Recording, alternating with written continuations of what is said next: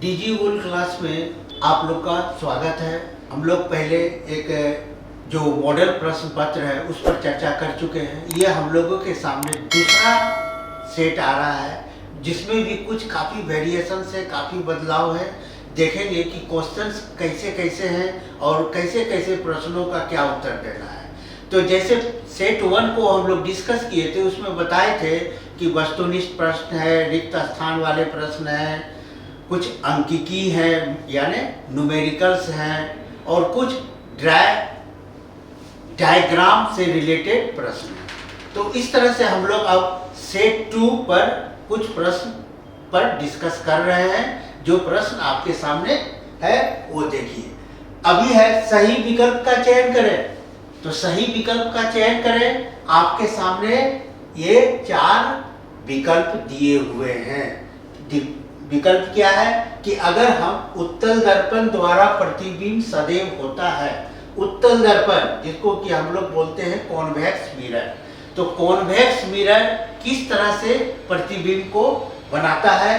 तो the image formed by convex mirror is always, जो प्रतिबिंब कॉन्वेक्स मिरर से बनता है वो हमेशा कैसा होगा, इन्वर्टेड होगा, रियल होगा, मैग्नीफाइड होगा या इरेक्ट होगा, जिसको हम लोग उल्टा, वास्तविक, आवर्जित और सीधा बोलते हैं। तो अगर उत्तल दर्पण और या कॉन्वेक्स मिरर को हम लोग थ्योरी को पढ़ेंगे तो इसका जवाब हम लोग आसानी से ढूंढ सकते हैं।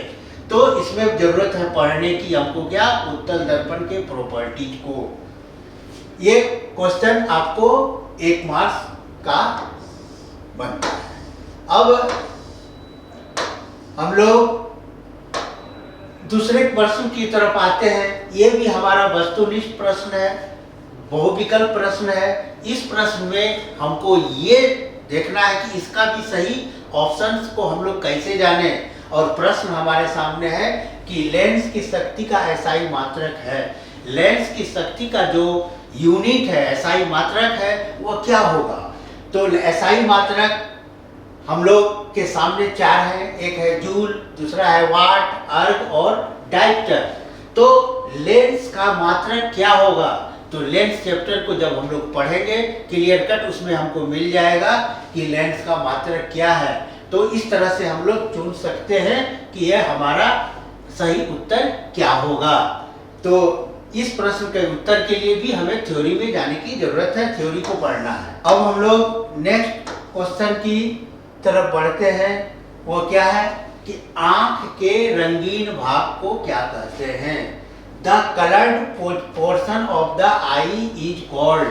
आंख के कलर्ड पोर्शन को क्या, रंगीन भाग को क्या कहते हैं। तो इसमें कॉर्निया, आइरिस, रेटिना, स्क्लेरोटिक, ये हमारे ऑप्शंस हैं। तो इस ऑप्शंस में जो सही ऑप्शंस है हमको हमारा थ्योरी बताएगा और थ्योरी को अच्छी तरह से पढ़ेंगे तो हम लोग इसको हल कर सकते हैं। इस तरह से हम लोगों के सामने जो नया प्रश्न आ रहा है वह इलेक्ट्रिसिटी में हम लोग इस चीज को पढ़े हैं कि ओम यूनिट है। ओम किसका यूनिट है, ओम मात्रक है, वह एनर्जी का है, रेसिस्टेंस का है, करंट का है या नॉन ऑफ दी, इनमें से ओम किससे बिलोंग्स करता है। तो इसमें भी वही बात है, अगर थ्योरी को देखेंगे तो इसका जो सही ऑप्शन है, सही उत्तर है, उसको हम लोग आसानी से ढूंढ सकते। हमारे सामने जो प्रश्न है वह है रिक्त स्थान को भरे, खाली जगहों को भरे। खाली जगह को भरने के लिए काफी गहराई में जाना पड़ेगा, समझना पड़ेगा कि हमको सटीक आंसर कहाँ से मिलेगा। यह है जो व्यक्ति दूर की वस्तुओं को साफ नहीं देख सकता, डैश लेंस का व्यवहार करना चाहिए। A person who can not see distant objects clearly should use a lens.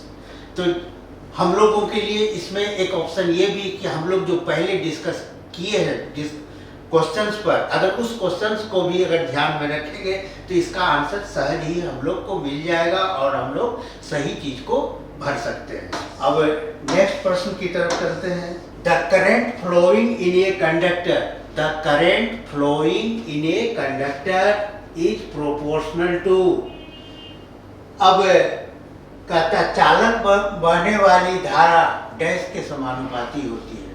अब सीधा सा बात है कि हम लोगों को जो लॉ दिए हुए हैं, कितने लॉ हैं, लॉ पर ध्यान ले जाइए। जो भी धारा से संबंधित लॉ है, नियम है, वो सेलेक्टेड नियम्स आपके चैप्टर में दिए हुए हैं। उस नियम को अगर पढ़ेंगे तो इसका सही आंसर आप आसानी से ढूंढ सकते हैं, आसानी से आपको मिल जाएगा। Why is convex mirror? Why is convex mirror used as side mirror in automobiles? सबके घरों में बाइक है, स्कूटर है, कार है, ये प्राय कम से कम बाइक, टू व्हीलर तो जरूर होगा। तो कहता है कि हम लोग के जो ऑटोमोबाइल्स हैं, उस ऑटोमोबाइल्स में साइड मिरर के रूप में उत्तल दर्पण कॉन्वेक्स मिरर ही क्यों यूज किया जाता है। तो अब हम लोगों को इसमें क्या याद रखना पड़ेगा, कॉन्वेक्स मिरर, उत्तल दर्पण के प्रॉपर्टीज को, अगर उत्तल दर्पण के प्रॉपर्टीज को पढ़ेंगे तो इसके आंसर आसानी से आपको मिल जाएगा। नेक्स्ट क्वेश्चन हम लोग के सामने आ रहा है, वह क्या है, what is power of accommodation of the eye. नेत्र की समायोजन शक्ति से क्या तात्पर्य है, नेत्र की समायोजन शक्ति से आपका क्या तात्पर्य है, जिसको बोलते हैं पावर ऑफ एकोमोडेशन। इसके लिए भी हमें थ्योरी को, सिद्धांत को गहराई से अच्छी तरह से समझ की जरूरत है। अगर चैप्टर को पढ़ते हैं तो हमको आंसर क्लियर हो जाता है। जो नेक्स्ट क्वेश्चन हम लोग के सामने है वह क्या है, विद्युत हीटर का तापीय अवयव किस पदार्थ का बना होता है और क्यों। तो इसमें हमको चाहिए क्या, हीटिंग एलिमेंट, किसका, इलेक्ट्रिक हीटर का, heating element of electric heater. ये जो एलिमेंट है, ये जो तापीय अवयव है, वह आखिर किसका बना होता है। तो हम लोगों को इसके प्रॉपर्टीज को देखना है। प्रॉपर्टीज को अगर पढ़ते हैं तो इस प्रश्न का उत्तर आसानी से हम लोग हल कर सकते हैं। तो ये जानना है कि कौन प्रश्न का उत्तर कहाँ से मिलेगा और कैसे उसको हम लोग हल करें। पिछले सेट्स में हम लोगों ने कुछ न्यूमेरिकल्स को सॉल्व किया था जो भौतिक शास्त्र से रिलेटेड थे, जिसमें हमको जरूरत पड़ सकता है मिरर फॉर्मूला का, दर्पण सूत्र का, लेंस फॉर्मूला का। तो लेंस फॉर्मूला हमको याद रखने हैं, लेंस फॉर्मूला, दर्पण फॉर्मूला याद रखने हैं। लेंस दर्पण में तीन चीज कॉमन है, एक you V F, object distance, image distance और उसका फोकस दूरी। तो ये चीज ध्यान में रखना है कि ये कब पॉजिटिव होगा, कब नेगेटिव होगा, कब धनात्मक होगा, कब ऋणात्मक होगा। अगर इस प्रॉपर्टी को अगर हम लोग ध्यान में रखते हैं तो इस तरह के क्वेश्चंस भले आए, उसमें सिर्फ क्या होगा, डिजिट में कुछ चेंजेज आएंगे और आपका न्यूमेरिकल्स सॉल्व हो जाएगा। अगर आप इन सब चीज़ों पर ध्यान रखें, साइन पर, कि यू वी एफ कब पॉजिटिव, कब नेगेटिव, कब धनात्मक, कब ऋणात्मक। तो इस तरह से आप लोग इस प्रश्न को हल सकते हैं। एक प्रश्न आपको काफी मार्क्स देता है।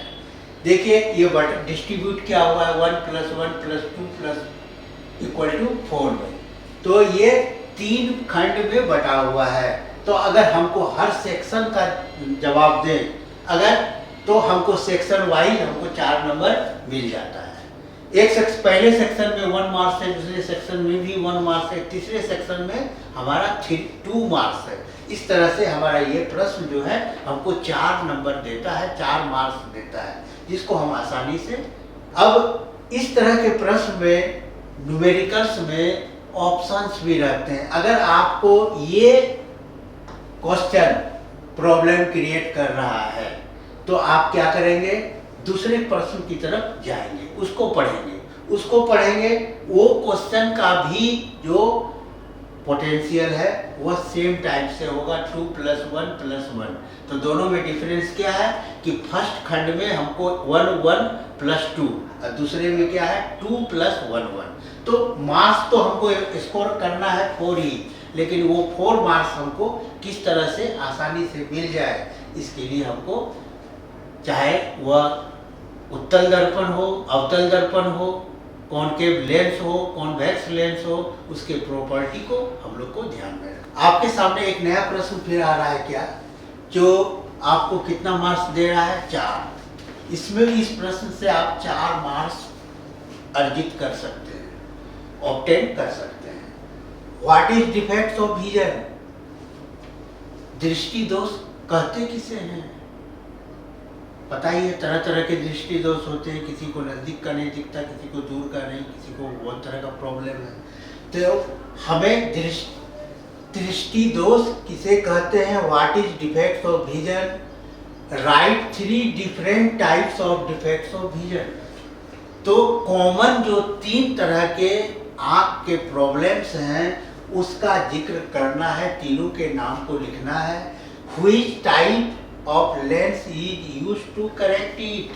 अगर 3 तरह के दृष्टि दोष हैं तो हमको 3 तरह के लेंस से ही उसको सुधारना है। तो हम लोग अगर थ्योरी को अच्छी तरह से पढ़ें तो क्लियर कट है कि what is defects of vision आसानी से लिख सकते हैं। Right 3 different types of defects of vision, उसको भी आसानी से लिख सकते हैं। Which type of lens is used to correct it? किस तरह के लेंस को हम लोग यूज करें जिससे कि वह इस समस्या से समाधान पा जाए। तो इस प्रश्न को आसानी से हम लोग 4 नंबर अर्जित कर सकते हैं। और आगे की ओर बढ़े। नेक्स्ट प्रश्न हम लोगों के सामने है कि मिरर में ध्रुव भी होता है, प्रधान अक्ष भी है, वक्रता केंद्र भी है, फोकस दूरी, इस सारे चीज जो मेन टॉपिक्स हैं, मेन टर्म हैं, उसके डिफिनेशंस को हमको याद कर लेना है, लर्न कर लेना है। अगर सारे डिफिनेशंस को हम लोग लर्न कर लेते हैं दर्पण से और लेंस से, मिरर से और लेंस से, तो आसानी से हम लोग इसको डिफाइन कर सकते हैं।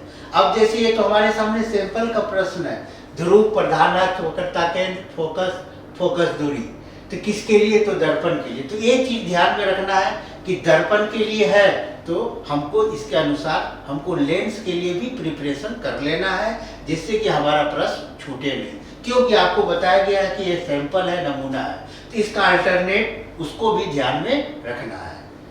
अब आसान बनाने के लिए आप लोगों के लिए हमारे बोर्ड ने क्या किया कि एक प्रश्न दिया और उसका ऑप्शन भी दे दिया कि चलिए भाई ये प्रश्न आपसे सॉल्व नहीं होता तब दूसरा को ट्राई कीजिए। तो आप देख रहे हैं क्या कहता है, व्हाट इज रेसिस्टेंस? रेसिस्टेंस क्या है? प्रतिरोध किसे कहते हैं? और प्रतिरोध जो है वह किन किन बातों पर निर्भर करता है? What are the factors? तो what factors does the resistance of conductor depend?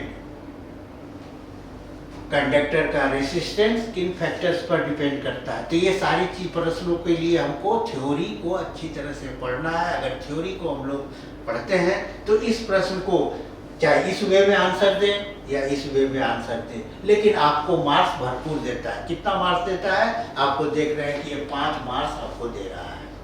और थोड़ी सी मेहनत की जरूरत है और पढ़े और तो हम लोग इसको कवर कर सकते हैं। तो हम लोग जो प्रश्न देख रहे हैं वो क्या है? डिफिनीशन बेस्ड प्रश्न है। प्रश्न नंबर 25, प्रश्न नंबर 25 जो डिफिनीशन बेस्ड प्रश्न है, जिसमें हमको डिफाइन करना है पोल को, प्रिंसिपल एक्सिस को, सेंटर ऑफ कर्वेचर को, फोकस को और फोकल लेंथ को।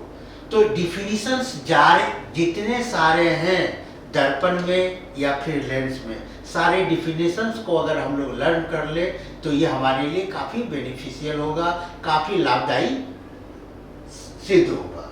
अब डिफिनेशंस बहुत सारे दिए हुए हैं, लेकिन सारे डिफिनेशंस के लिए कि अगर कोई बच्चे जिनको सारे डिफिनेशंस नहीं लिखने हैं वो अगर सेलेक्ट करते हैं कि नहीं भाई हमको अगर कोई ऑप्शन मिलता तो हम उस प्रश्न को कर लेते, काहे कि हमको तो 5 मार्क्स ऑब्टेन करने हैं, तो हम लोग इस प्रश्न को चूज कर सकते हैं। What is resistance, on what factors does the resistance of conductor depend?